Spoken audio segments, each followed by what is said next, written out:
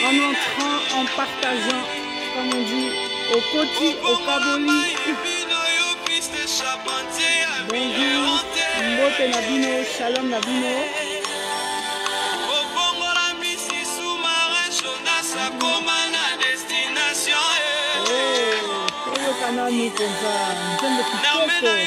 Shalom Marie-Françoise, shalom.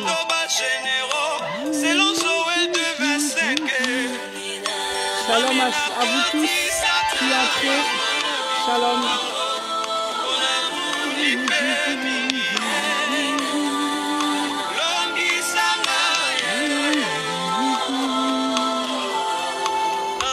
Shalom, shalom.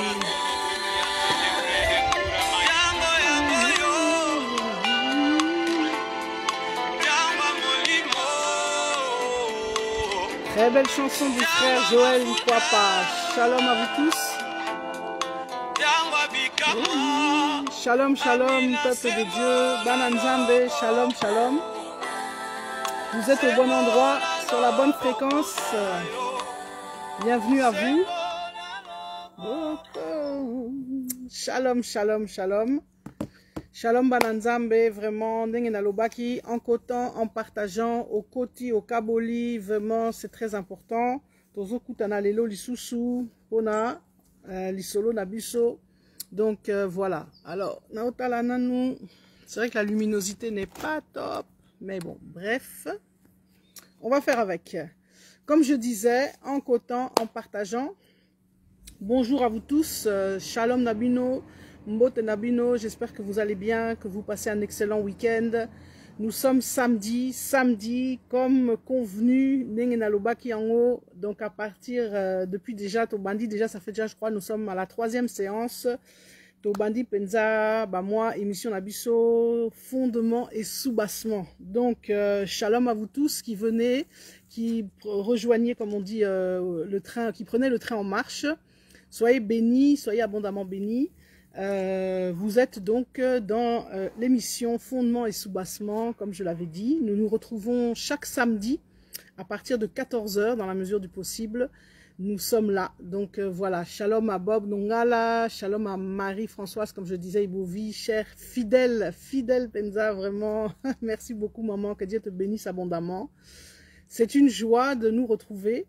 C'est une joie de pouvoir voilà, passer ce petit temps ensemble. Alors on va essayer aujourd'hui de ne pas être trop long pour évidemment permettre un meilleur suivi. Alors je vous demande à tous et à toutes, s'il vous plaît, comme je l'ai dit, lorsque vous arrivez, vous entrez, vous voyez, il y a une petite touche partager en bas, vous cliquez dessus, vous partagez aux amis, vous partagez sur vos murs, vous partagez dans les groupes. Donc vraiment, vraiment, c'est très important, beau partager, beau kabolas, et qu'on permette vraiment que vidéo oyo et tambola et que Facebook ne bloque pas la vidéo. Voilà, alors entre parenthèses, je dis que je n'ai pas les droits de cette chanson qui est de notre frère Joël qui vient de passer. Donc voilà, I don't own the rights of this song. Voilà, donc soyez bénis. Bonjour Roberto, bonjour à toi, bonjour Alain, Tiamala, donc que Dieu te bénisse, Nzamba Pambolayo. Bonjour à tout le monde.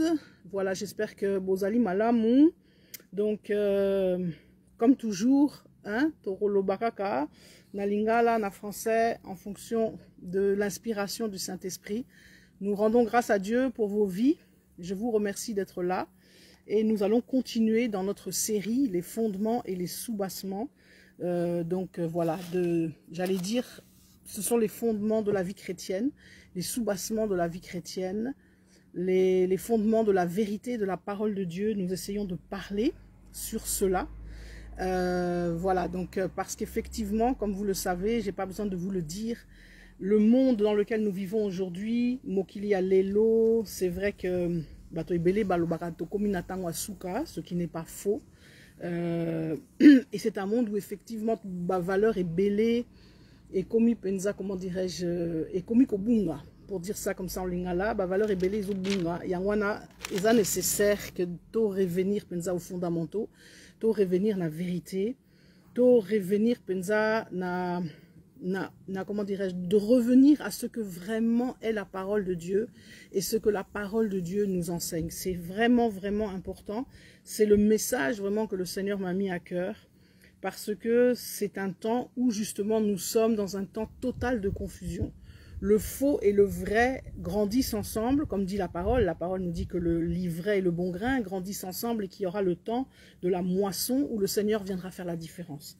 Et je crois que nous sommes arrivés à ce temps-là, effectivement, le temps du retour de Christ. C'est un temps éminemment, comment dirais-je, puissant, dans le sens où le diable se déchaîne, et nous le voyons, et comme je le disais, où la vérité est devenue mensonge, le mensonge vérité. Donc nous sommes dans une confusion totale, et c'est un temps où Dieu veut vraiment, comment dirais-je, avertir, ou bien, enfin avertir, garder en tout cas, parce que Christ vient récupérer son Église. C'est de ça donc, qui est très important, et donc c'est vrai qu'avant ce moment où Christ va revenir, Christ veut emmener, comment dirais-je, en tout cas Dieu veut sauver le plus possible, hein, puisque Dieu est Dieu. Dieu a créé la terre, nous a créés, et par le péché nous avions été séparés de Dieu, et par ce magnifique sacrifice dont Dieu a sacrifié son Fils, c'est pour permettre à tout être humain sur cette terre de pouvoir rétablir le contact, rétablir la connexion, se reconnecter au véritable Dieu, et donc voilà. Mais c'est vrai que dans ces moments-là dans lesquels nous sommes, donc bonjour à tout le monde, hein, donc voilà encore une fois, c'est un temps où il est important de revenir, comme je le disais, aux fondamentaux. Alors je suis très contente, voilà, que nous soyons tous réunis, et dans la mesure du possible, nous nous retrouverons chaque samedi à partir de 14 h pour nous permettre d'échanger sur ces thématiques. Alors, aujourd'hui, c'est vrai que la première fois, nous avons parlé d'un thème que nous n'avons pas épuisé, que nous avons juste effleuré, je dirais, juste commencé, qui était le thème, c'est vrai, qui préoccupe beaucoup de gens sur cette terre, qui était celui comment dirais-je, du choix du conjoint, c'est-à-dire évidemment, vous savez, le mariage, c'est un sujet qui fait non seulement couler beaucoup d'encre, mais qui est un sujet brûlant dans chez beaucoup de personnes. Et c'est tout à fait légitime et justifié parce que Dieu nous a créés, non pas pour vivre seuls sur une île déserte ou dans une grotte, bien qu'à certains cela ait pu être donné comme don. Hein, il y a des gens qui ont reçu ce don et gloire à Dieu. Mais Dieu nous a créés pour effectivement s'unir à une personne et devenir, ce dont la parole parle, une seule chair. Bonjour, my sister Sylvie Mamona. Je te salue encore une fois et à tous ceux qui nous suivent, voilà, vous voyez ici Sylvie Mamona, si vous allez sur sa chaîne YouTube, elle s'appelle Sly Mamona, je crois, ou Sly The Voice, voilà, Sly The Voice, elle vient de sortir un album. Je vous invite à aller écouter, c'est vraiment une très grande adoratrice du Seigneur, qui a une voix magnifique, que Dieu a dotée de beaucoup de dons. Donc allez sur sa page Facebook ou bien sur sa page YouTube et allez écouter ce magnifique album avec des chants qui vont vous bénir. Voilà, bonjour Africa Loningisa, bonjour Jean-Baptiste, Yves, que Dieu te bénisse. C'est plaisir de te voir connecté.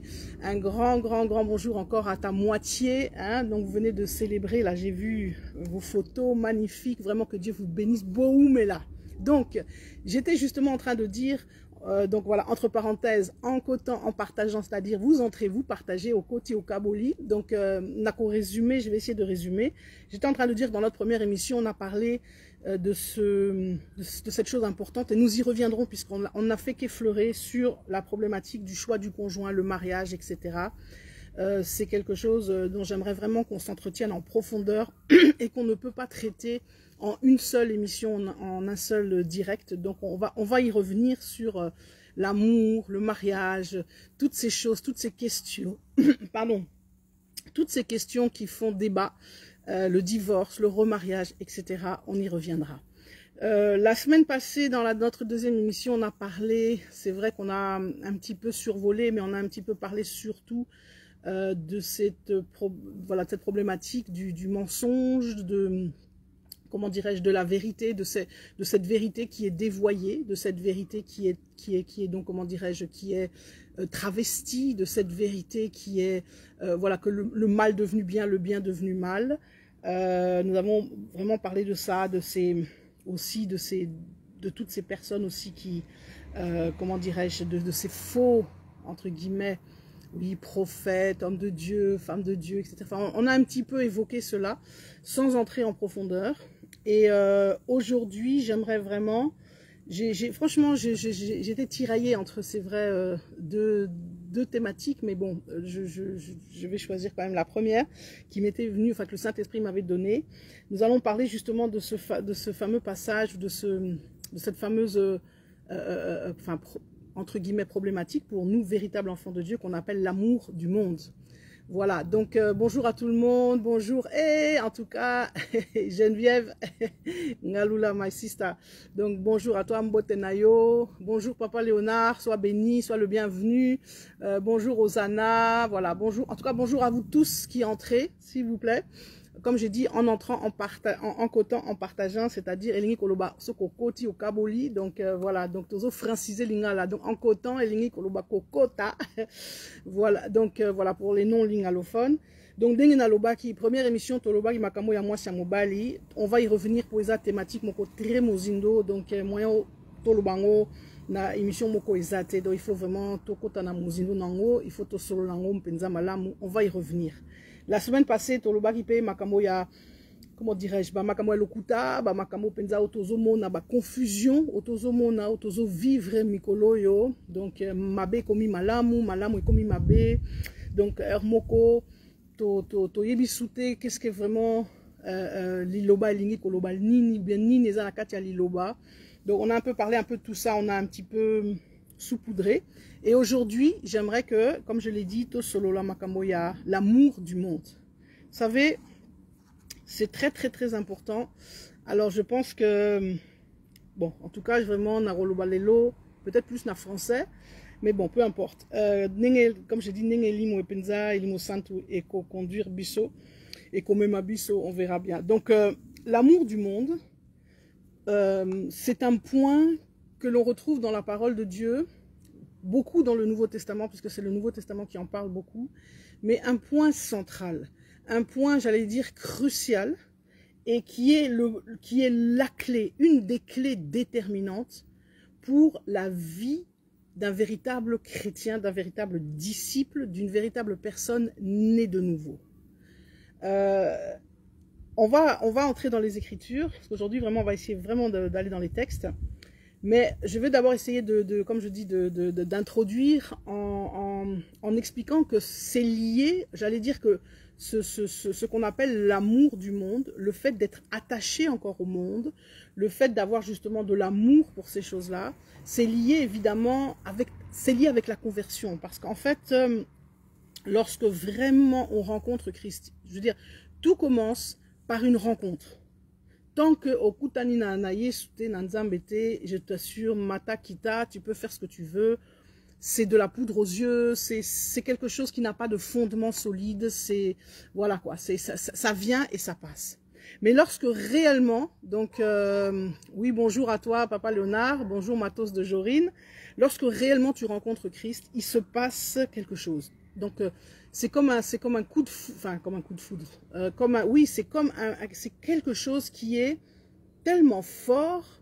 Alors je dis, ça peut se manifester de manière extérieure, mais en général, c'est comme je dis, c'est quelque chose qui se passe à l'intérieur, tellement fort que ça te chamboule complètement. C'est comme si c'était un ouragan qui était venu sur toi et qui te bouscule dans tous les sens. C'est vraiment quelque chose profond, c'est quelque chose d'une profondeur intense qui se passe et cela implique des conséquences. Donc c'est ça en fait la conversion, la nouvelle naissance. Lorsque je donne ma vie à Jésus-Christ, je suis touché par ce Dieu d'amour, par ce Dieu qui m'a aimé. Je prends conscience de ce que... Enfin bon, je ne vais pas aller trop en profondeur parce que la thématique d'aujourd'hui, c'est l'amour du monde. Donc je ne vais pas aller trop en profondeur parler de la nouvelle naissance, de la conversion.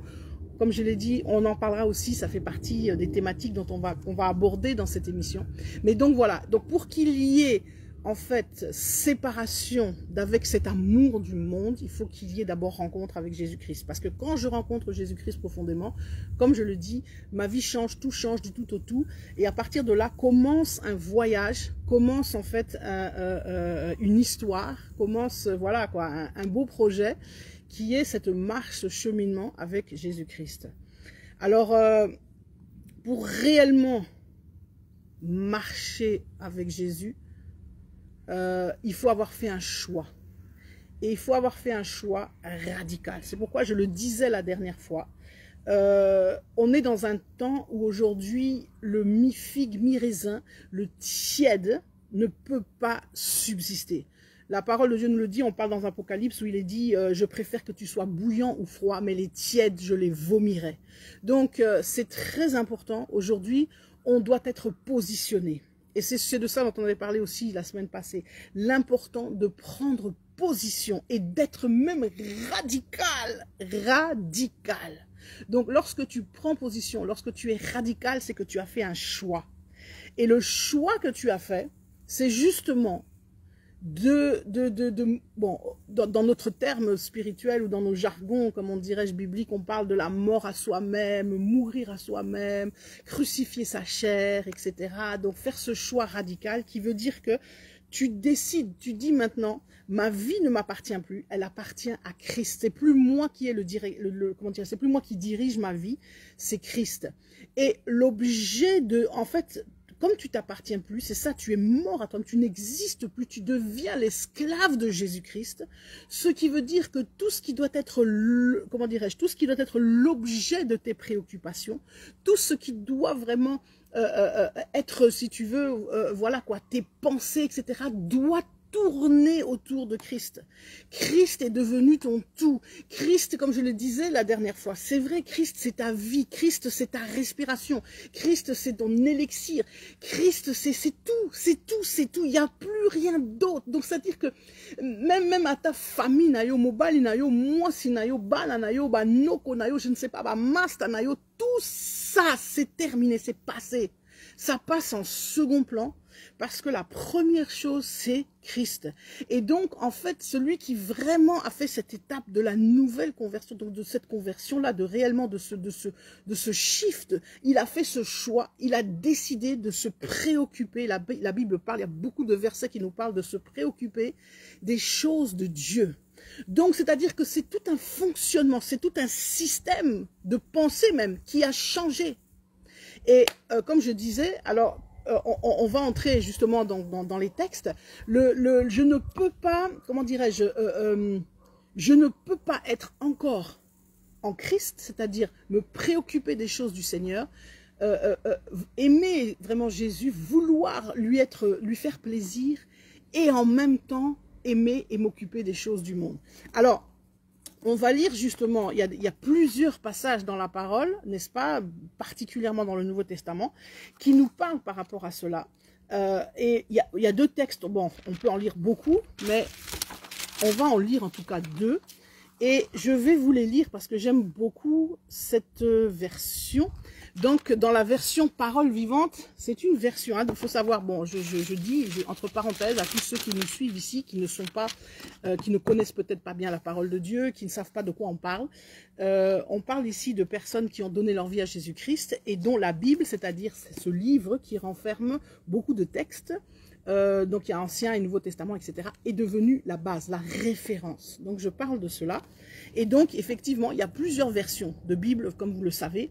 Et il y a une version que j'aime beaucoup, parce que c'est une version qui est extrêmement moderne, enfin moderne, disons qui est dans un français qui est très très explicite. Vous voyez, donc lorsque tu as vraiment envie de savoir qu'est-ce que le verset veut dire, et que tu n'es pas forcément versé dans l'art de la langue française, n'est-ce pas?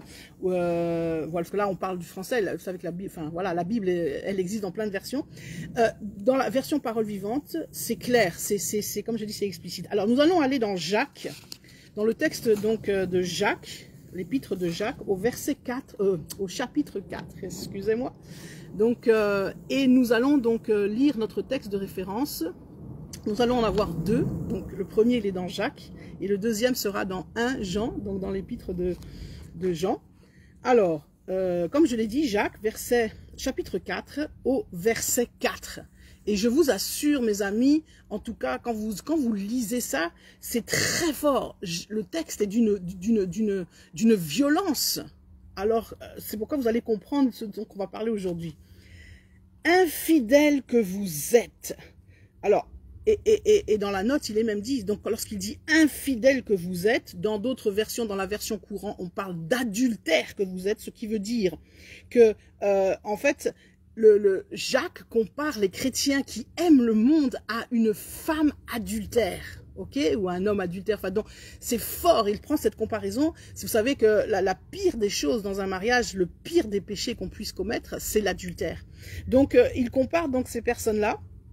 Et voilà quoi, comme un adultère, l'adultère il rompt le contrat qu'il avait et de la même manière que ces chrétiens qui aiment le monde rompent leur contrat avec Jésus pour aimer les ennemis de Jésus. Alors on revient au texte, infidèles que vous êtes, ignorez-vous que flirter avec le monde, c'est haïr Dieu.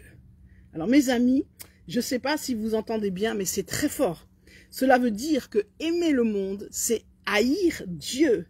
Si donc quelqu'un veut être l'ami du monde, il se constitue du même coup ennemi de Dieu. Oh! En tout cas, et il continue après. Donc ça, c'est le verset 4, c'est le verset très important. Bon, dans le verset 5, on va quand même lire, c'est bien parce qu'il développe, ou bien prenez-vous pour des paroles en l'air les déclarations suivantes de l'Écriture. L'Esprit de Dieu fait habiter en nous, donc l'esprit que Dieu fait habiter en nous, désire avec jalousie. Donc c'est que Dieu, on le dit à d'autres passages, Dieu est un Dieu jaloux, il nous veut entièrement à lui, il nous aime, il nous veut qu'on soit complètement à lui. Donc voilà, bon, plus tard il est dit, bon, Donc après il développe en parlant justement Dieu fait grâce aux humbles et il résiste aux orgueilleux, parce qu'effectivement lorsqu'on aime le monde c'est une certaine forme d'orgueil aussi, donc on va y arriver. Mais ce premier verset, verset 4, infidèles que vous êtes, ignorez-vous que flirter avec le monde c'est haïr Dieu. Si donc quelqu'un veut être l'ami du monde, il se constitue du même coup ennemi de Dieu. Et vous le voyez dans la version courante que beaucoup lisent, hein, vous avez adultère que vous êtes. Ne savez-vous pas que l'amour pour le monde est synonyme de haine contre Dieu? Celui donc qui veut être l'ami du monde se fait l'ennemi de Dieu. Donc je pense que là, avec ce texte-là, c'est assez clair, n'est-ce pas? On comprend clairement ce que Dieu est en train de nous dire. Et le deuxième texte de référence, vous pouvez noter, donc c'est dans 1 Jean au chapitre 2 au verset 15, donc aussi certains d'entre nous connaissent. N'aimez pas le monde, ni rien de ce qui fait partie du monde. Si quelqu'un aime le monde, l'amour pour le Père n'a pas de place dans son cœur. Écoutez bien la suite. En effet, tout ce qui fait partie du monde, les mauvais désirs de l'homme livré à lui-même, la soif de voir et de posséder ce qui attire nos yeux, ainsi que l'orgueil inspiré par la richesse et la puissance, tout cela ne vient pas du Père, mais du monde. Donc les passions, les instincts, les appétits sensuels ou les appétits sexuels ou les appétits d'autres choses, de la table, etc. Toutes ces aspirations de la nature humaine, tout cela, donc voilà, qui n'est pas passé par la nouvelle naissance. Donc, en fait, ce qui est dit ce qui est dit par là, c'est simplement, c'est ce que j'expliquais au début. Lorsqu'il y a une nouvelle naissance, au moment où on donne sa vie, on fait ce choix radical, tout est mort. En fait, c'est pour ça qu'on parle de mort et qu'on parle de devenir une nouvelle création, une nouvelle créature. On reçoit notre véritable identité, cette nouvelle identité. Et donc, normalement, tout ce qui constitue nos passions, nos désirs, en fait, ce sont ces choses-là. Et il y a plusieurs autres passages dans l'Écriture qui nous parlent que ces choses-là, en fait, que l'homme charnel, l'homme qui n'est pas régénéré, justement, l'homme qui n'est pas devenu une nouvelle création, il est dirigé par ses passions, vous voyez, et c'est ce qu'on voit dans notre monde aujourd'hui. Si vous n'avez qu'à regarder autour de vous, vous voyez que les gens sont dirigés, sont poussés par leurs pulsions. Il y en a qui parlent de pulsions, etc. Mais tout cela revient au même. On veut assouvir ses pulsions, on veut assouvir ses passions, on veut assouvir voilà, toutes ces choses, les désirs. On est mené en fait par toutes ces choses-là. Et en fait, la parole est en train de nous dire que c'est ça l'amour du monde. En fait, l'amour du monde, c'est quelqu'un qui est dirigé par, comme je dis, par ses pulsions. En fait, c'est lui-même qui est son propre référent. Oh, je me lève le matin, j'ai envie de manger des fraises. Oh, je me lève le matin, j'ai envie de faire ci, j'ai envie de faire ça. Donc la chair lui dicte. Donc la chair, c'est ce qui est en nous. Enfin, c'est ce qui anime, c'est ce qui donne la direction. Et en fait, on ne peut pas à la fois aimer Dieu, c'est ce que nous dit Jacques, et on ne peut pas, comment dirais-je, il ne peut pas y avoir dans notre cœur à la fois aimer Dieu et à la fois aimer le monde. Pourquoi? Parce que aimer vraiment Dieu, se donner à Dieu, c'est comme je le dis, comment je peux l'expliquer? C'est se donner. Donc on s'est offert en sacrifice. Donc on s'est donné, ça veut dire que nous on n'existe plus. On est devenu, si je peux l'exprimer dans d'autres mots, on est devenu la créature de Dieu. Donc c'est-à-dire que voilà, je disais la semaine passée, je parlais d'esclaves, c'est ça, on est devenu l'esclave de Jésus-Christ. Donc on lui appartient, on appartient donc à Jésus-Christ, à Dieu. Ça veut dire que notre seul but, notre seul objectif, c'est de lui faire plaisir, que de faire les choses que lui veut. Et à plus loin, dans d'autres passages, Paul nous dit que comment dirais-je, que les désirs de l'esprit, enfin voilà, il dit que l'esprit, la chair est faible, etc. C'est-à-dire que les désirs de l'esprit sont contraires à ceux de notre propre chair. Vous voyez, notre propre chair, elle veut toujours faire des choses qui sont inimitiés, qui ne font pas plaisir à Dieu. Et voilà pourquoi, en fait, on ne peut pas aujourd'hui, vous savez, c'est parfois là où on comprend mal les choses. On vit sur cette terre, on vit dans ce monde corrompu, pourri, etc., décadent, etc. On y vit dedans. Et comme je l'ai dit, il ne s'agit pas de nous extraire, de nous soustraire de cela pour aller, je ne sais pas moi, aller vivre sur une île déserte. Ça, bon, certains peut-être, Dieu peut leur demander cela.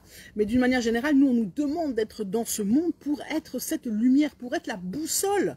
Pour être la boussole, en fait, de Dieu, pour les gens qui sont complètement dans les ténèbres. C'est ça lorsqu'on dit que leur intelligence est voilée, l'esprit est obscurci, c'est-à-dire sont des gens qui ne voient pas clair en fait, qui ont l'impression de savoir ce qu'ils font, mais qui ne savent pas du tout ce qu'ils font. Et nous, à qui il nous a été fait la grâce de voir clair, de recevoir cette révélation, à qui Dieu a fait la grâce d'ôter le voile de nos yeux, c'est pour que nous soyons ces boussoles dans ce monde.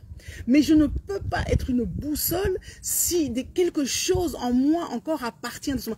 Dans l'évangile de Jean, je crois vers chapitre 14, etc., enfin, lisez 14, 15, 16, etc., il est parlé, et même dans les lettres de Jean aussi plus loin, et de Pierre, enfin, vous voyez, quand on commence, il y a tellement de références, il est parlé de ce fait comme je dis, d'être...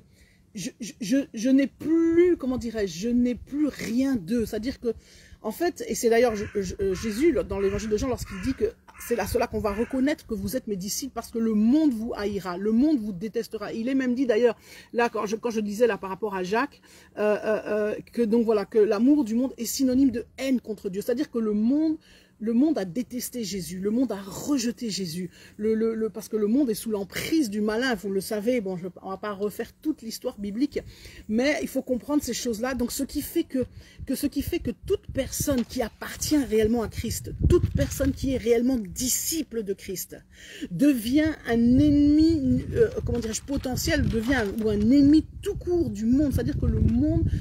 vous savez, quand le monde vous acclame, quand le monde vous accueille, il faut vous méfier.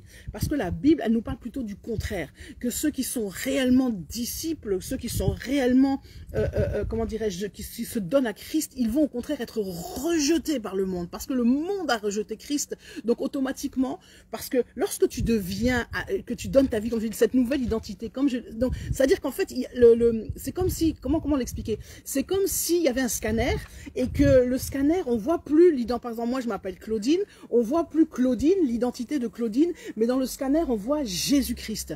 Et normalement, ce que tu es censé refléter, ce que tu es censé donner, c'est ça. C'est-à-dire que le monde, il est censé voir non plus Claudine, même si j'ai le corps, l'apparence de la Claudine, etc., Culin, qui est née en 1900, bon, etc., qui est née un certain jour, une certaine date, un 10 septembre, voilà, bon, ça, vous savez mon anniversaire, donc qui est née un 10 septembre. En fait, le monde ne voit plus. Alors là, je parle en termes spirituels, évidemment. Je ne parle pas en termes... il faut avoir ce regard spirituel. C'est-à-dire que lorsque ce scanner spirituel dont on parle, on ne voit plus écrit Claudine, Claudine Culin, etc. On voit Jésus-Christ. Et je suis censée refléter, c'est-à-dire que le monde voit en moi Jésus-Christ. Et comme il voit Jésus-Christ, il voit la lumière. Il voit, voilà, c'est pourquoi la parole de Dieu dit, nous sommes la lumière, nous sommes le sel de la terre. C'est ça que le monde voit. Et c'est ça que le monde, évidemment, rejette, parce que cette lumière que nous sommes, ce sel de la terre, met en évidence le péché dans lequel est le monde, met en évidence l'immoralité. Voilà pourquoi le monde te rejette. Donc si le monde ne te rejette pas, mon frère, ma soeur, c'est que tu n'es pas vraiment réellement converti. Donc interroge-toi, c'est qu'il y a quelque chose qui ne va pas.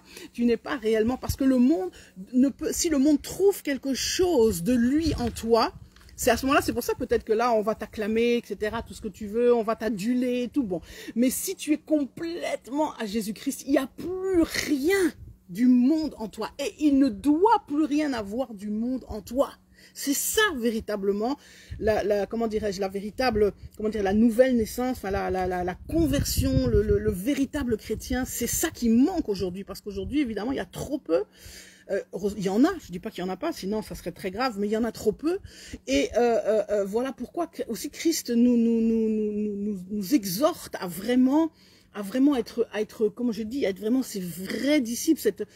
Vous savez, et c'est peut-être ça qui retarde, entre guillemets, le retour, parce que Christ, il doit venir récupérer une église sans rides, sans taches, une église pure, une église purifiée, une église forte.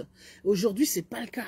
Donc voilà pourquoi il y a urgence à revenir à ces fondamentaux. Voilà pourquoi je parle des fondements et des soubassements, pourquoi Dieu m'a demandé de faire ça. Donc, Voilà pourquoi c'est vraiment, vraiment, vraiment hyper important. Donc, pour ceux qui nous rejoignent, Fidias, Zosalou, etc., Bokoti, oula, beaucoup de gens, en tout cas, tous ceux qui nous rejoignent, s'il vous plaît, voilà, partagez, partagez, partagez, partagez. C'est important de partager en entrant, en partageant, c'est important.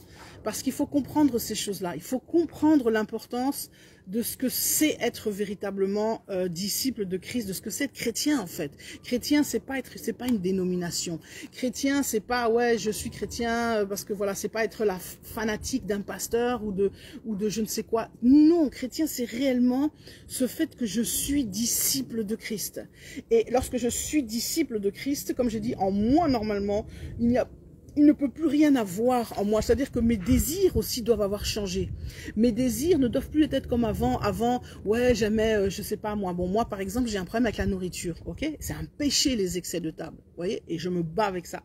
Donc, ça prouve bien, comme je l'ai dit, l'homme parfait n'existe pas. Mais je dois, en tout cas, tout faire pour maîtriser, c'est-à-dire pour que tout cela soit, comment dirais-je, ce n'est pas la nourriture qui doit me maîtriser, me gérer, mais c'est moi qui dois être maître voilà, de la nourriture, entre guillemets. Donc, lorsque toutes ces choses-là, nos désirs qui nous poussaient vous voyez, on est dans un monde qui, comment dirais-je, alors bon, ok, il y a le côté dépravation, par exemple, ouais, tous ces désirs charnels, tous ces désirs sexuels, tous ces désirs aujourd'hui, on arrive à des abominations qu'on a, je sais pas moi, qu'on a vu au temps de Sodome et Gomorrhe, mais terrible, vous voyez, ou, enfin bon, je vais pas entrer dans les détails, vous comprenez très bien tout ce que je veux dire. Donc, aujourd'hui, suivre les principes bibliques, suivre les vérités bibliques, c'est comment dirais-je, dans le monde d'aujourd'hui, lorsque vous affichez vos valeurs, lorsque vous affichez les principes bibliques, on vous rionne, on vous rejette, on vous taxe de je ne sais quoi, que vous êtes des dinosaures, vous êtes des personnes qui avec vos valeurs voilà, c'est des dépassés, etc. Je veux dire, la moralité. On a rejeté tout ça. Aujourd'hui, c'est vraiment, comment dirais-je, pour moi, en fait, comment dirais-je, le monde d'aujourd'hui, par exemple, en termes de tout ce qui est ces désirs charnels, sexuels, etc., on n'est pas loin de la bestialité. On est l'animal. L'animal, qu'est-ce qui fait la différence entre un animal et un être humain? Un animal, il est conduit par ses pulsions. Vous voyez, l'animal, il réfléchit pas. L'animal, il sait que, vous voyez, il est dans un système où il naît, il doit se reproduire et puis il va mourir. Donc l'animal, pour employer des termes comme le terme copuler, vous voyez, pour copuler, il va pas réfléchir. Il sent une pulsion qu'il doit copuler parce qu'il doit s'accoupler avec la femelle pour faire des petits, quoi. Voilà. Donc, et c'est ça en fait les instincts animaux. Aujourd'hui, c'est ça. Aujourd'hui, on est conduit par nos pulsions, par nos désirs. Aujourd'hui, on nous dit, mais de toute façon, avoir une pulsion pour telle personne, avoir, etc.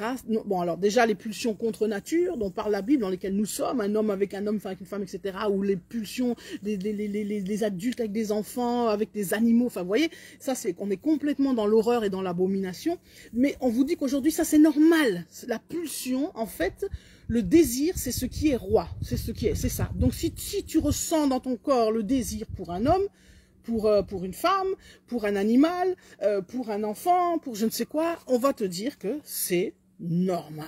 Vous voyez? Donc, et en fait, un enfant de Dieu, il n'est pas dirigé par ses pulsions, ni par ses désirs, mais il est dirigé par l'Esprit de Dieu et parce que la parole de Dieu lui dit.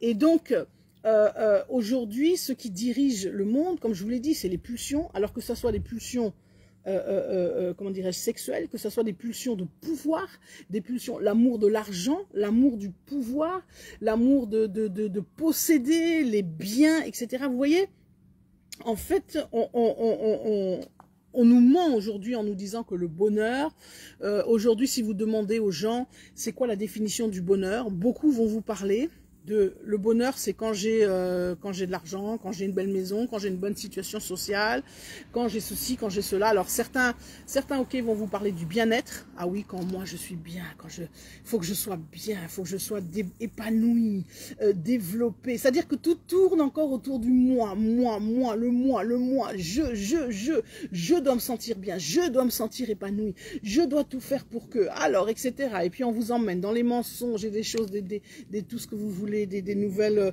des sciences occultes et de machin. Enfin bon, bref, vous connaissez toute cette comment dirais-je, toute cette philosophie du bien-être, etc. Tout ça, aux yeux de Dieu, aux yeux de la parole de Dieu, c'est une abomination. Ça veut dire que, et c'est péché tout simplement, c'est simplement que rien ne peut être à la place de Dieu dans notre vie. En tout cas pour ceux qui ont choisi. Voilà pourquoi on parle d'être radical. Parce que vivre avec ce genre de principe, ça t'amène à vivre à contre-courant de ta société. Ça t'amène à faire, comment dirais-je, à vivre. Oui, c'est vrai, comme un martien. Aux yeux des autres, on va te regarder comme étant un martien, comme étant un objet, comme quelqu'un qui n'est pas de ce monde, justement, qui n'est pas de cette planète, comme quelqu'un qui est, mais attends, toi, t'es pas normal, toi, il y a quelque chose qui va pas chez toi. Comment tu me parles voilà, de ceci, d'intégrité, d'honnêteté, de ne pas mentir, voilà, tu me viens avec des valeurs comme ça, on va franchement te regarder, net yosa mutaliboma. Ok?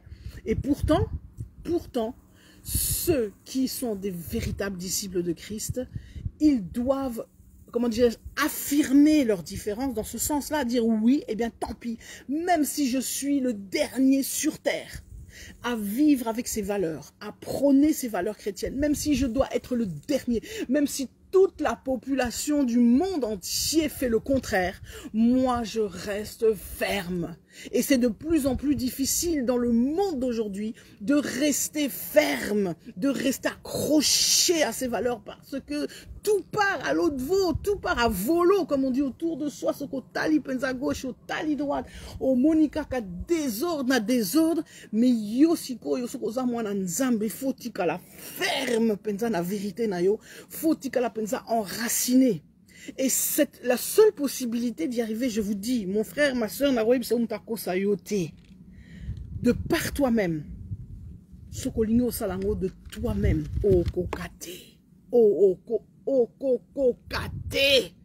parce que de toi-même, tu n'auras pas la force de tenir ferme. Ça, je te le dis. Tu peux prendre les meilleures résolutions du monde. Vous voyez, c'est la même. Prenez un exemple, une comparaison simple avec, en fin d'année, on fait plein de résolutions. En début d'année, on dit, voilà, par exemple, moi, à partir en janvier, tout le monde s'inscrit au club de gym parce qu'on fait la résolution, je vais maigrir, je vais faire un régime et tout. Cette résolution-là, elle tient combien de temps? 1 mois, 2 mois, peut-être 6 mois pour les plus coriaces. Mais en tout cas, tu lâches à un moment donné.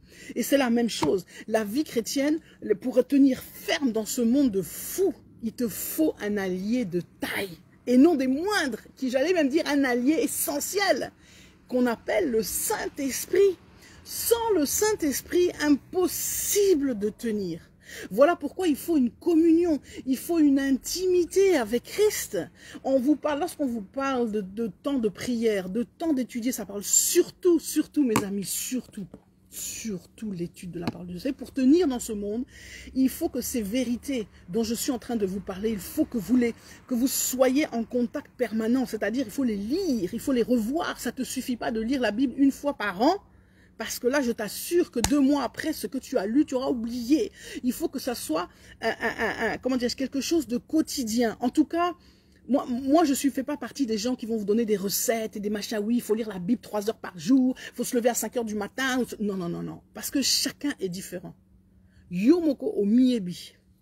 Si toi, tu dois lire ta Bible, peut-être qu'il y a des gens pour qui ils vont lire la Bible, c'est vrai, tous les jours. Il y en a qui vont peut-être la lire 1 fois par semaine. C'est entre toi et Dieu. Alors, vous savez, moi, je n'aime pas dire, je pose ni aucun regard, ni aucun jugement, ni quoi que ce soit, parce que ça, c'est pas notre rôle. Notre rôle, c'est de faire en sorte que ta communion avec Christ, ta communion soit renforcée, soit plus forte. Te donner, moi, tout ce que j'ai envie de te donner, c'est de te donner soif de Jésus-Christ, de te donner envie d'en savoir plus, d'aller plus loin, de le chercher, de le rechercher, de dire mais moi je veux te connaître, je veux en savoir plus. Et cette soif-là, c'est ce qui va t'amener à lire ta parole. Et s'il faudra que tu la lises 1 fois par jour, 2 fois, 3 fois, je ne sais pas, ça c'est ton, j'allais dire, c'est ton business entre toi et Dieu. C'est-à-dire c'est ton affaire. C'est pas mon rôle, même en tant que serviteur ou servante de Dieu, c'est pas mon rôle d'aller dire à un fidèle salaboé. Non, rôle nangai, c'est d'être un exemple, d'être, comment dirais-je, de t'amener à avoir envie de t'approcher, pardon, de t'approcher plus de Christ. Et en fait, je dois amener les gens à Christ et non pas les gens à moi. C'est une des déviations que l'on voit de nos jours. Au moins, vraiment mon saléli nzambe. Objectif nayo, ce n'est pas que les gens va s'attacher na yo, bala na yo, va s'attacher na yo, parce que là tu fais des gens, des suiveurs, des fanatiques en fait, tu crées ton fan club, ok? Et ce n'est pas, comment dirais-je, que c'est un grave péché, c'est pas ça que je suis en train de dire, mais quelque part, c'est pas bon. Pourquoi? Parce que les gens doivent être amenés à Christ. Je dois être attaché. Moi, je peux partir. Moi, demain, je sais pas, Dieu peut m'enlever, Dieu, etc. Je quitte ce monde. Mais si moi, je quitte ce monde et qu'à ce moment-là, toi, tu es perdu, alors là, c'est grave. Parce qu'en fait, tu n'étais pas attaché à Christ, mais tu étais attaché à l'homme ou à la femme, au serviteur ou à la servante de Dieu. Donc, objectif de tout serviteur servant de Dieu, premièrement, c'est d'amener les gens à Christ, c'est de les attacher à Christ, de les amener à établir une relation. Et vous savez, ce qui m'a beaucoup marqué, c'est vrai, parfois m'a beaucoup froissé, peut-être parce que, comme je l'ai dit, et c'est peut-être d'ailleurs une des raisons pourquoi je me suis toujours posé la question, mais pourquoi intellectuel, hein, les gens n'etinga au kola to tanga to sala université comme on dit to kolisi mayele belé. Je me suis toujours dit, mais pourquoi on trouve trop peu parmi les chrétiens des gens de cette espèce là? Et je me suis toujours posé la question, je me suis toujours dit, bon, qu'est-ce qui c'est? Est-ce que le fait que lorsque Dieu te dote d'une certaine intelligence ou d'une intelligence au-dessus de la moyenne, etc., lorsque tu acquiers beaucoup de connaissances, etc., donc tout ça, c'est incompatible avec la parole de Dieu ou quoi? Eh bien non, pas du tout. Parce que la preuve, on en a des preuves comme Paul. Paul, pour moi j'aime trop Paul. Pourquoi j'ai dit je m'identifie à Paul? Parce que Paul, c'est un super exemple. De nos jours, on pourrait dire Paul, c'était docteur, en je ne sais pas combien de doctorats, donc un homme vraiment, donc un grand intellectuel. Et pourtant, ça a été un des apôtres les plus, comment dirais-je, les plus puissants.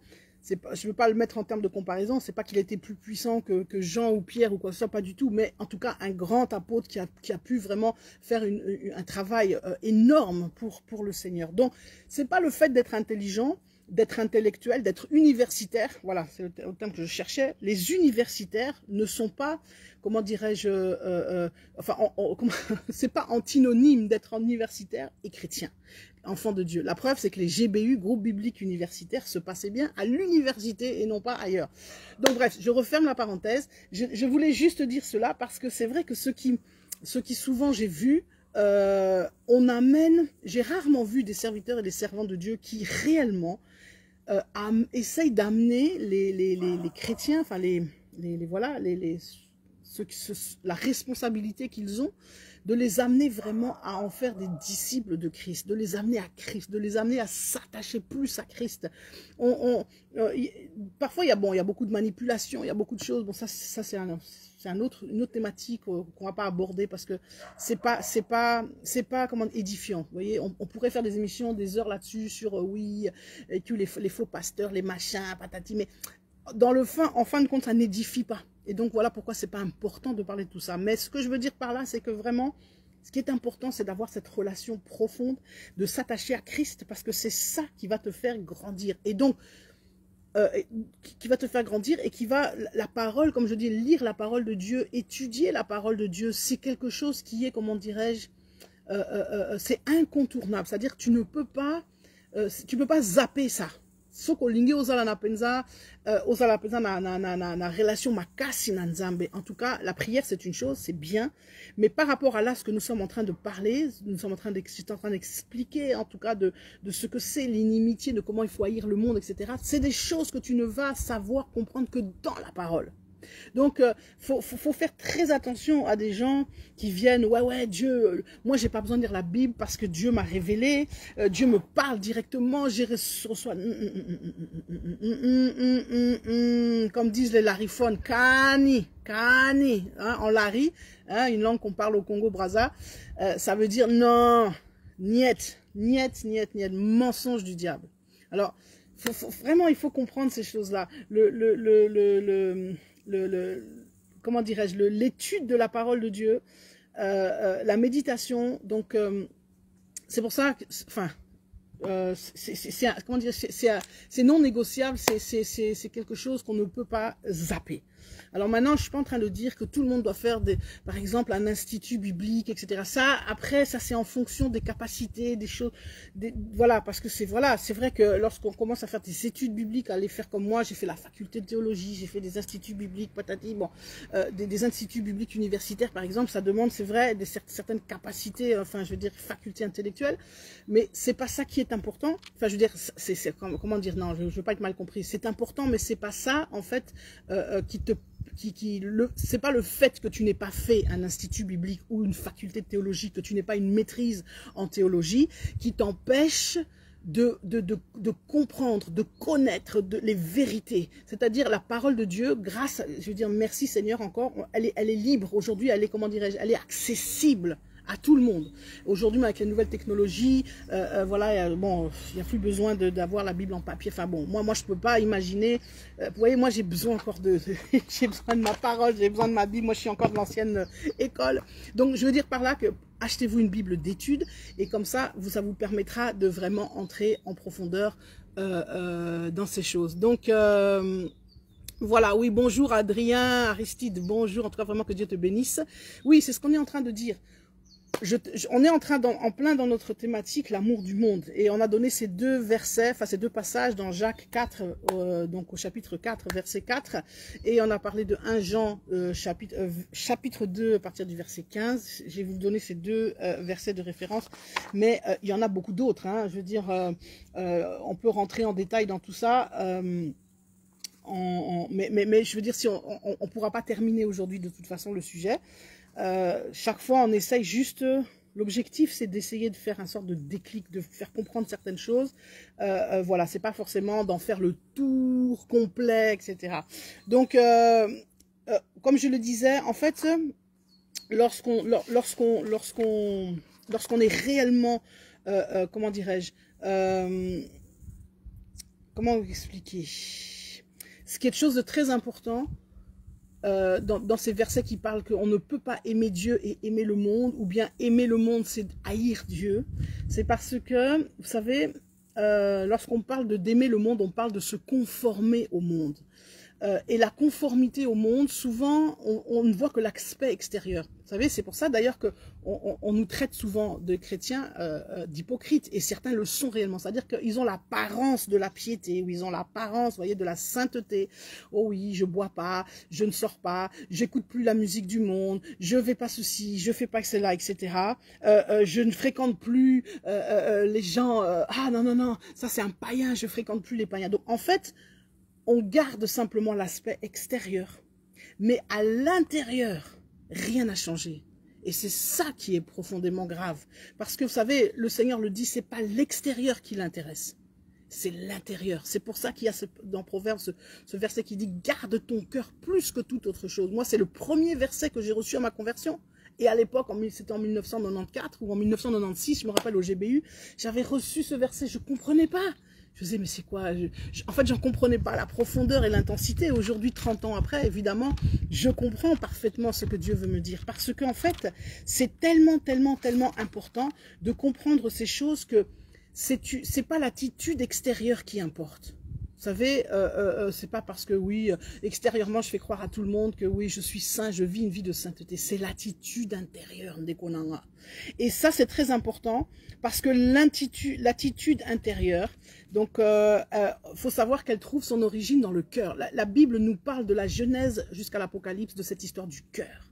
Alors, le cœur, c'est pas l'organe, ok? Même si ça peut en faire partie. Le cœur, en fait, c'est une manière de parler de ton être intérieur, en fait, de ton âme. Certains vont dire l'âme, d'autres vont dire, voilà, l'être intérieur. C'est quelque chose, c'est ce qui est, comment dirais-je, en fait, c'est ce qui te gouverne d'une certaine manière, parce que c'est ce qui fait que dans la concrétisation pratique, c'est en fonction de ce qu'il y a dans ton cœur que, comme on dit, c'est ce qui va se réaliser concrètement, pratiquement.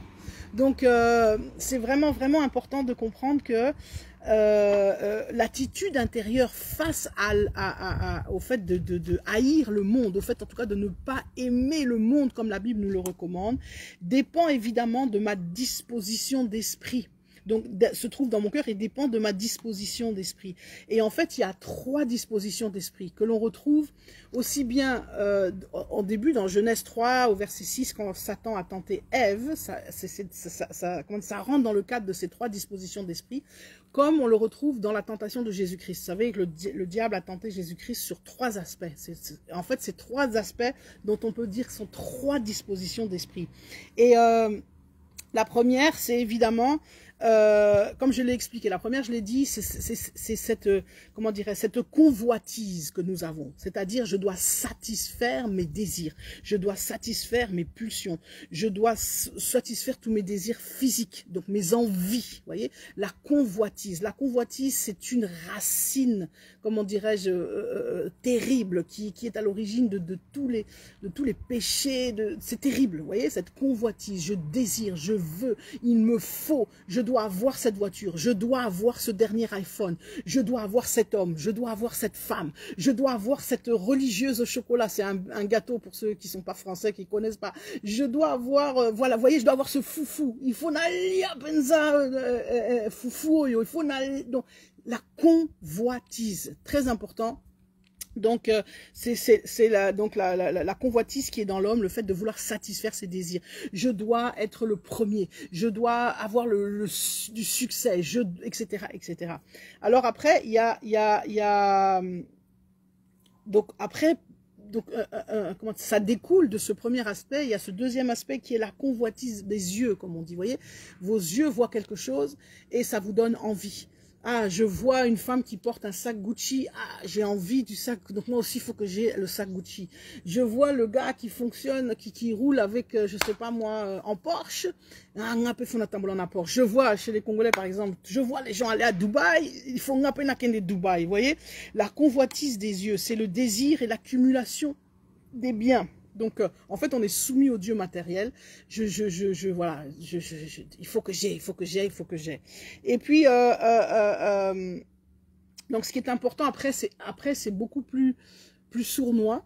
Parce que on voit ça tellement, moi je vois ça tellement, après cela il y a ce qu'on appelle l'orgueil en fait dû aux richesses. Vous savez, si vous observez les gens au Congo c'est tellement flagrant, franchement au Congo, non, le Congo Hermoko ils ont livre ouvert pour nakotanga penza, vérité biblique, donc tu vis ça en live, cet orgueil des richesses. Vous voyez des gens qui n'étaient rien, hein, vous voyez aujourd'hui avec l'arrivée du nouveau président, etc., vous avez tous suivi.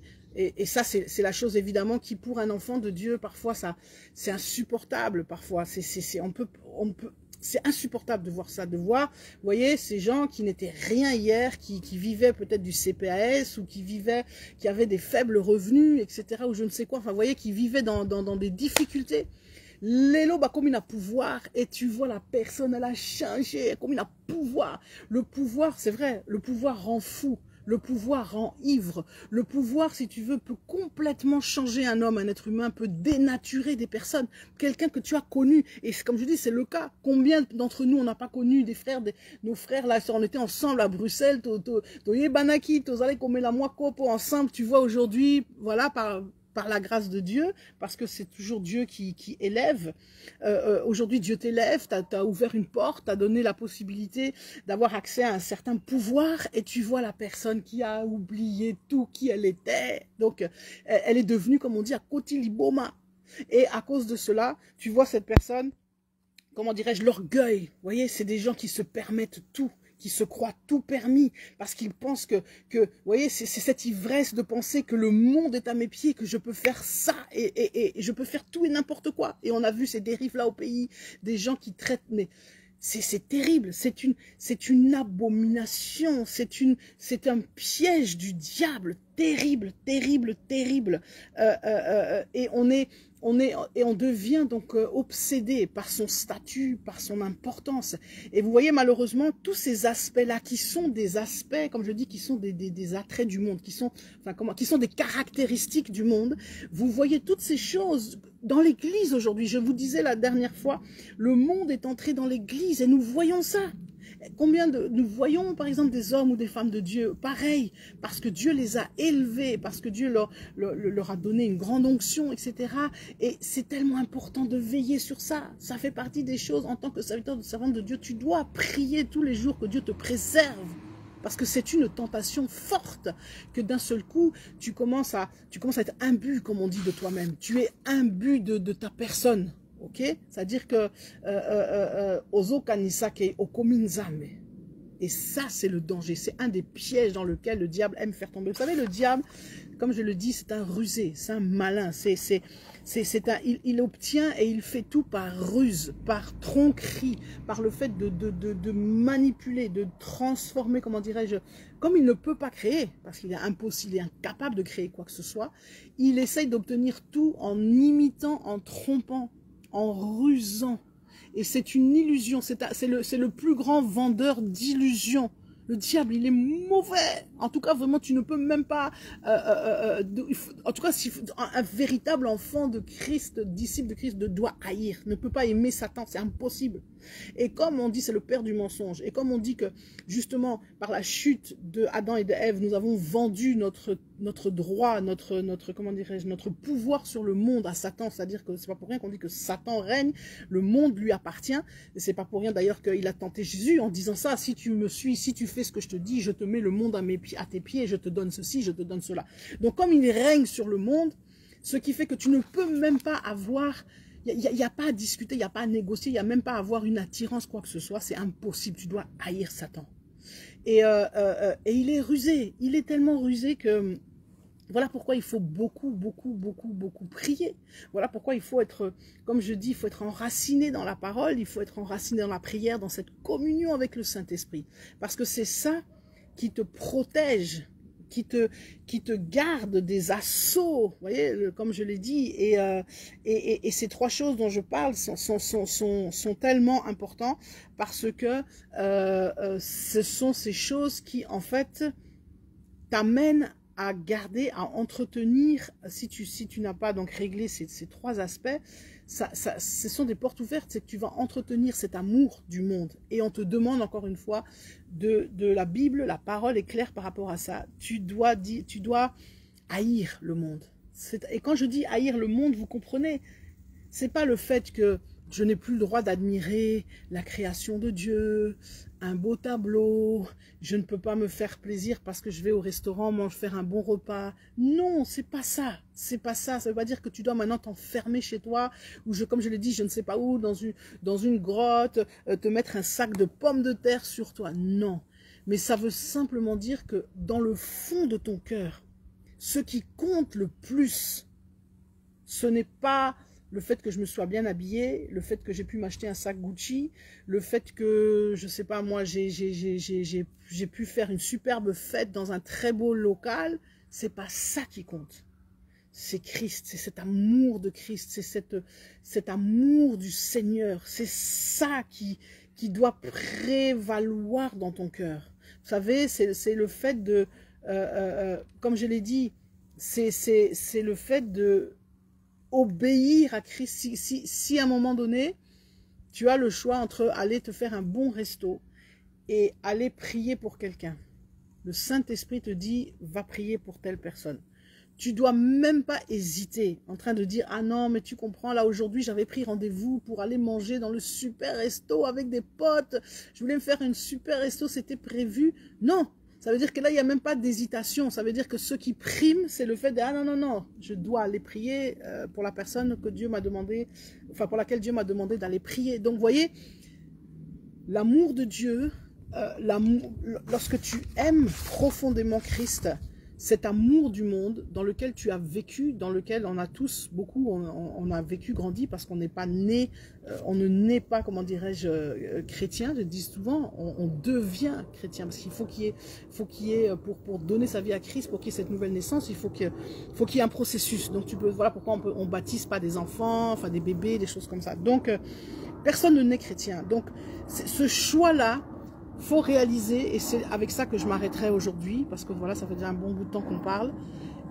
Il faut que tu réalises que le choix que tu fais, il faut que tu comprennes vraiment pleinement le prix du choix que tu fais. C'est un prix, il y a un prix à payer.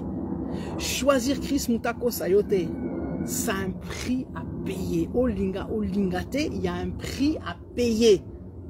Donc on arrête de te mentir, de dire que non, viens à Christ, tout ira bien. Non, il y a un prix à payer. Choisir Christ, il y a un prix à payer, mon frère, ma soeur. Et ce prix à payer, c'est le fait de dire, ok, je suis détaché, c'est-à-dire que comment dirais-je, je m'attache à ce Christ-là, ce Jésus-là, je suis détaché du monde, de l'amour du monde, peu importe ce qui m'arrivera. Peu importe si dans cette vie, je vivrai la souffrance, la misère, la galère, tout ce que je veux, tant que j'ai Christ dans ma vie, c'est tout ce qui compte.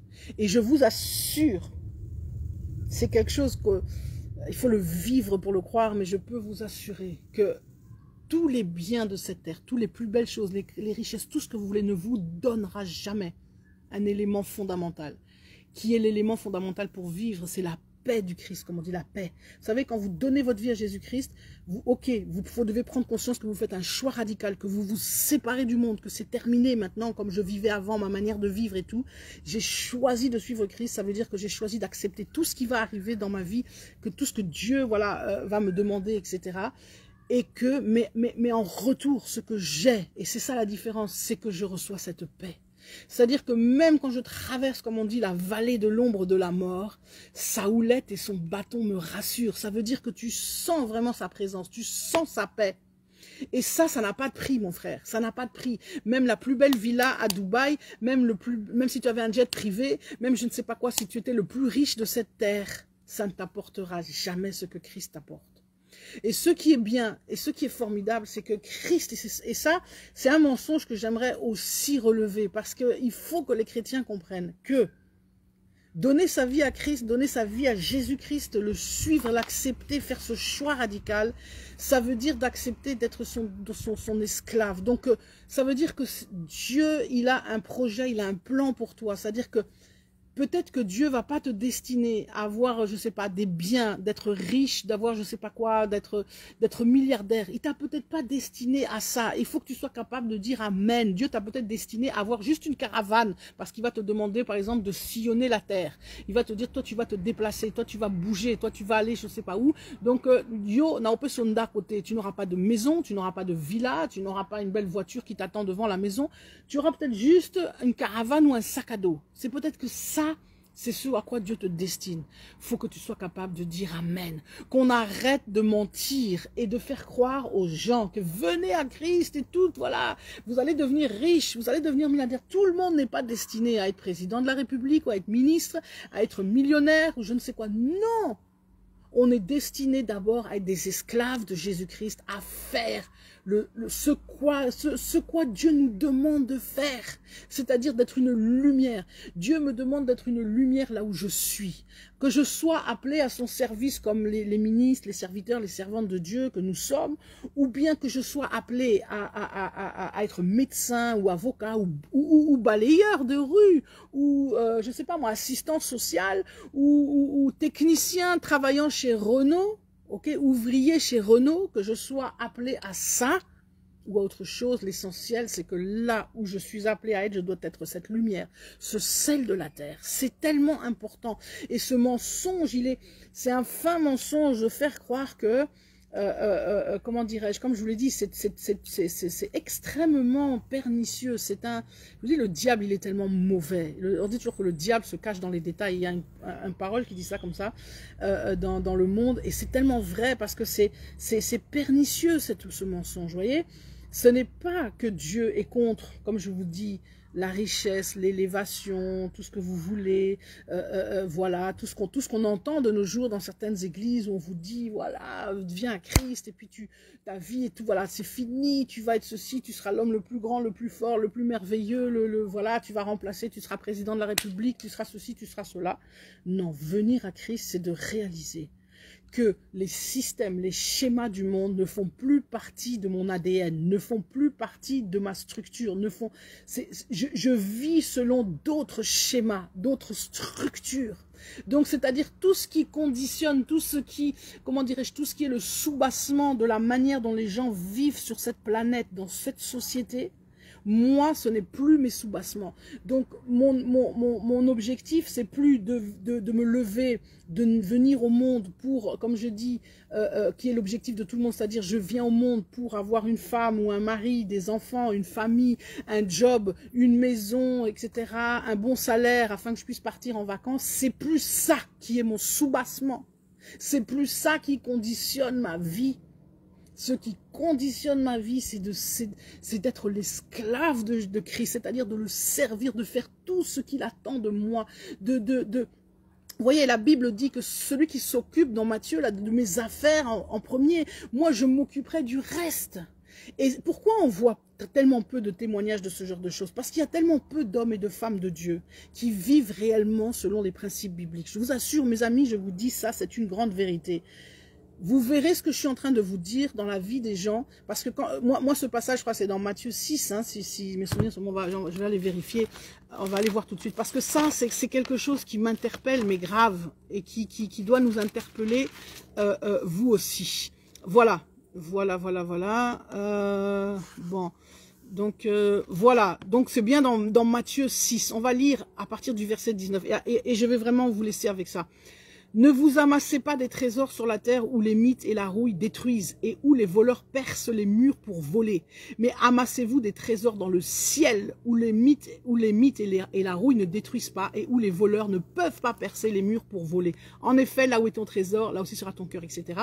Mais ce qui est important, c'est la suite, verset 25. C'est pourquoi je vous dis, ne vous inquiétez pas de ce que vous mangerez et boirez pour vivre, ni de ce dont vous habillerez votre corps.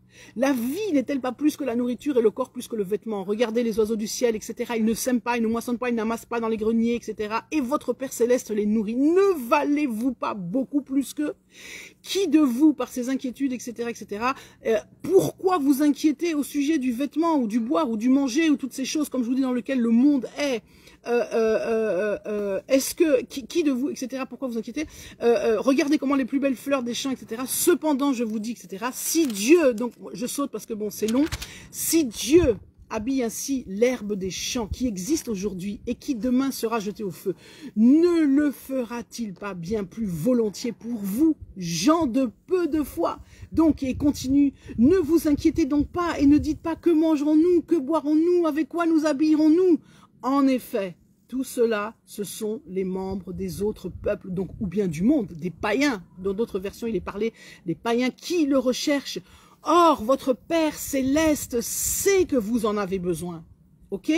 Recherchez d'abord le royaume et la justice de Dieu et tout cela vous sera donné en plus. Ne vous inquiétez donc pas du lendemain, car etc. Donc vous avez compris, ici, il est clairement dit que celui qui est un véritable disciple de Christ, un véritable enfant de Dieu, il est mort à lui-même, il n'existe plus, donc il est l'esclave de Jésus, et donc il se préoccupe que de Jésus, et tout le reste, Dieu va s'en charger. Mais nous, on voit beaucoup dans notre monde chrétien, des gens qui ne mettent pas ça en pratique, des gens qui en fait sont à la recherche justement de tout ce que Jésus est en train de dire, qu'il critique en fait, du bien-être, de comment faire en sorte que j'acquière plus, comment faire en sorte que j'ai plus de renommée, comment faire en sorte que j'achète quand même une belle villa, comment faire en sorte que j'ai plus d'argent sur mon compte. Vous voyez, malheureusement, on voit trop d'hommes et de femmes, de chrétiens, serviteurs, servants de Dieu, qui sont là-dedans. Mais je vous assure que si on voyait des gens qui vivaient réellement comme la parole de Dieu le dit, on verrait ce genre d'hommes-là, ce genre de personnes où le Seigneur se charge, des gens qui réellement sont au service entièrement, sont des esclaves de Jésus-Christ. Dieu se charge de leurs besoins. Mais encore une fois, Dieu se charge de tes besoins. Là, il est parlé du manger, du boire, de se vêtir. En fait, c'est les besoins fondamentaux dont on parle. Il n'est pas parlé de ton luxe. Dieu, il a jamais dit, Dieu, qu'il va te donner une Mercedes. Je prenais toujours cet exemple de la voiture. Si tu as besoin d'une voiture par rapport au travail, par rapport à la mission que Dieu te demande de faire, etc., Dieu va pourvoir. Il va te donner une voiture. Si, par exemple, je prends même mon exemple, je donnais toujours ce témoignage, là où je suis, c'est vrai que là où je suis, sans voiture, c'est un peu compliqué. Ce n'est pas que ça soit impossible, mais c'est quand même plus facile d'avoir une voiture. Moi, j'avais pas de voiture, j'ai même pas d'argent même pour payer une voiture. J'ai remis ça dans les mains de Dieu, j'ai dit, Seigneur, toi tu sais. Moi, je m'occupe de faire ton œuvre, d'être à toi, d'être vraiment, d'essayer d'être cet esclave que je dois être. Le reste, tu t'en occupes. Mais mes amis, je vous assure, Dieu, il s'occupe de mes besoins. Il m'a donné un toit, une maison, moi qui suis là, nana, comment dirais-je, nana mon salate, nana mongote, nana elokote, mais nzambe apesi nga ndako.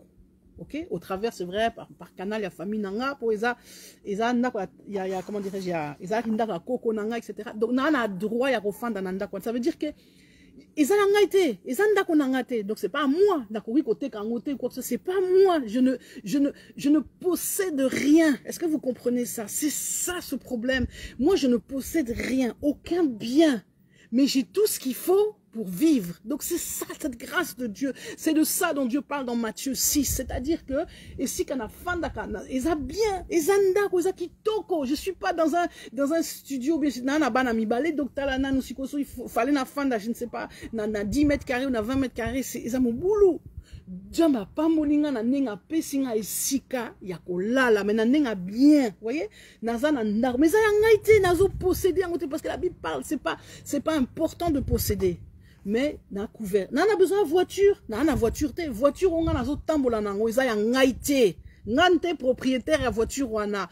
Eza kaka nzama pesinga ngo po ezaki voiture ya camarade ya mère nanga azo tambola nango soute a pesinga ngo pona tambola nango. Voyez la grâce de Dieu.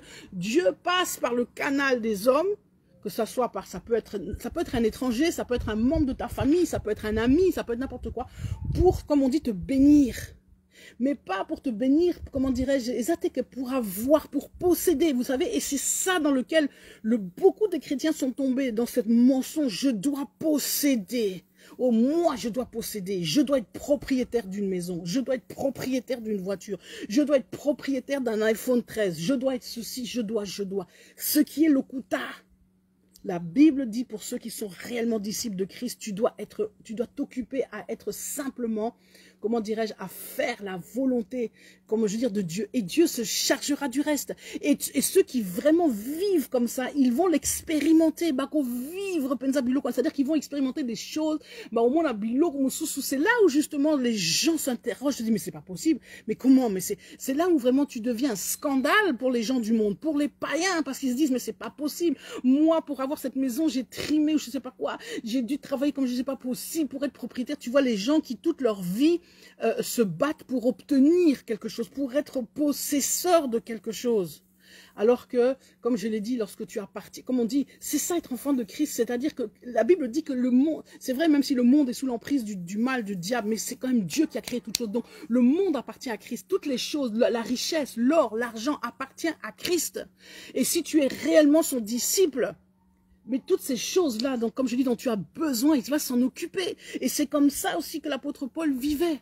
Alors, en disant ça, je ne veux pas être mal comprise. Il ne s'agit pas de dire qu'il faut rien faire, qu'il ne faut pas que, aux a droit, il y a qu'au salaté, qu'il faut pas travailler, voilà, te tourner les pouces et puis être assis sur le divan. Je ne suis pas en train de dire ça, Bandeko. Travailler, c'est important. La Bible dit que celui qui ne travaille pas, il ne mangera pas. Il faut qu'il travaille à la sueur de son front. Ça veut dire que la paresse, faut pas être tomber dans la paresse. Tu dois travailler. Mais comment dire, ce qui te motive à travailler, ce n'est pas le fait que pour que j'ai plus, pour que j'acquière, pour que je possède, pour que j'amasse, mais je travaille parce que bon, ok, faut ça là, parce qu'on vit dans un monde où celui qui, comme on dit, qui travaille pas, voilà, c'est d'ailleurs un principe biblique. Et je fais confiance au Seigneur. Donc, si c'est un travail, parce que comme je l'ai dit, il y a des gens qui sont destinés à être médecins, avocats, je ne sais quoi, donc c'est leur mission. Ou si c'est un travail qui t'aide simplement, comme on dit souvent pour les serviteurs, les servantes de Dieu, parfois, tu oses vivre encore un temps où comment dirais-je, tu dois faire un job, travailler, etc. Mais tu fais confiance à Dieu, tu es, comment dirais-je, tu le fais pas comme les autres le font. C'est-à-dire que toi, tu es concentré, les yeux regardés sur Christ, au commis esclave de Jésus-Christ. Et Jésus-Christ, il peut te demander pendant un temps de dire, bon, ok, pendant 2 ans, tu vas travailler à l'usine. Ça, il peut te dire ça pendant 2 ans, parce qu'il voudrait que là où tu es à l'usine, ose à la paix, témoignage, ose à la lumière. Il y a des âmes là-bas dans cette usine où il t'envoie. C'est ce que Dieu veut pour toi. tu lui fais confiance, tu lui dis Amen. Vous voyez? Donc, je ne sais pas si je me suis bien fait comprendre, hein, mais comme je l'ai dit, cette fois-ci, je ne sais pas ce qu'on a eu, voilà quoi, que Toyokani. Donc, je pense que pour aujourd'hui, on va s'arrêter là, hein, on va continuer. On va se retrouver encore samedi prochain à partir de 14 h, comme je l'ai dit, toujours dans notre série Fondements et Soubassements. On va continuer à parler des vérités bibliques, des fondements bibliques, des fondamentaux. En attendant, ce que je vous demande, c'est de partager ce direct, d'aller vraiment le partager partout à vos amis sur les plateformes. C'est très, très, très important. Voilà, vraiment que Dieu vous bénisse. Donc, Jean-Pierre Moleka, soit béni. Mamimbi dit parfois, c'est vrai que commentaire est assouté dans mon en haut, souté. Oh, mon frère Hugo Munga, vraiment que Dieu te bénisse. En tout cas, tous, là, j'ai pas le temps de voir. Mamimbi dit Dieu te bénisse. Naomona Penza, comme je dis, Namona Rapenza, bonjour, évangéliste Israël, vraiment, comme ça, Dieu soit béni. Partagez vraiment, c'est important, la thématique qu'on a parlé aujourd'hui. Hein, je répète, on a parlé de l'amour du monde, donc un véritable disciple de Christ. Comme je dis, vraiment quelqu'un qui est l'esclave de Jésus-Christ doit haïr le monde, ne peut pas aimer le monde. On a parlé, on a basé notre causerie sur donc Jacques au chapitre 4 à partir du verset 4 et sur 1 Jean au chapitre 2, donc la première épître ou la première lettre de Jean au chapitre 2 à partir du verset 15. Il y a beaucoup d'autres références encore par rapport à cela. Il n'y a pas de souci, je pourrais encore vous les donner, où on a parlé de ces choses-là, mais c'est très, très, très important. Vraiment, soyez bénis, mes amis, mes frères, soyons vraiment des fervents disciples de Jésus-Christ. Aspirons à être des esclaves de Jésus-Christ, mourons, soyons morts à nous-mêmes, parce que c'est la condition sine qua non, et voilà. Et à ce moment-là, je vous assure qu'on va faire la différence, que Dieu, Dieu est jaloux, comment dirais-je, Dieu ne peut pas, comment dirais-je, tellement justement qu'il nous aime et tellement aussi qu'il veut comment dirais-je, qu'on l'aime, qu'il soit le premier dans notre vie, il ne pourra pas rester, pourra pas rien faire, comme je dis. Vous savez, c'est le premier qui, en voyant ce qui se passe, voyant ce monde, c'est le premier qui ne supporte pas ça, qui c'est pas pour rien, pour offrir son fils en sacrifice, je vous assure, c'est que vraiment ça l'a touché, que vraiment il pessier kandapé. Mais bon, Dieu est Dieu, nous sommes hommes, donc Dieu ne réagit pas comme nous, il n'a pas les émotions comme nous. Enfin, vous voyez, c'est pas pour rien que voilà, Dieu est Dieu, nous on est hommes, et l'homme est homme. Donc c'est heureusement que Dieu est Dieu, parce que si Dieu n'était pas Dieu et que Dieu était comme un homme comme nous, je pense que si déjà, mon ici déjà, soit il aurait déjà été détruit ou je ne sais quoi. Donc voilà. Donc bref, mes amis, mes frères, soyons conscients de ces choses-là, soyons des fervents disciples de Christ, que Dieu vous bénisse, encore une fois abondamment. On se retrouve samedi prochain, même fréquence, même heure, 14 h. Et en attendant, vraiment, partagez, passez du temps avec Christ, entrez dans la parole de Dieu, que cette semaine soit vraiment une semaine bénie et que vous soyez vraiment renouvelés, régénérés, etc. Donc, on se retrouve samedi prochain, comment dirais-je, un pied, ou comment dirais-je, une étape de plus faite dans notre marche avec le Seigneur. Bye bye, shalom.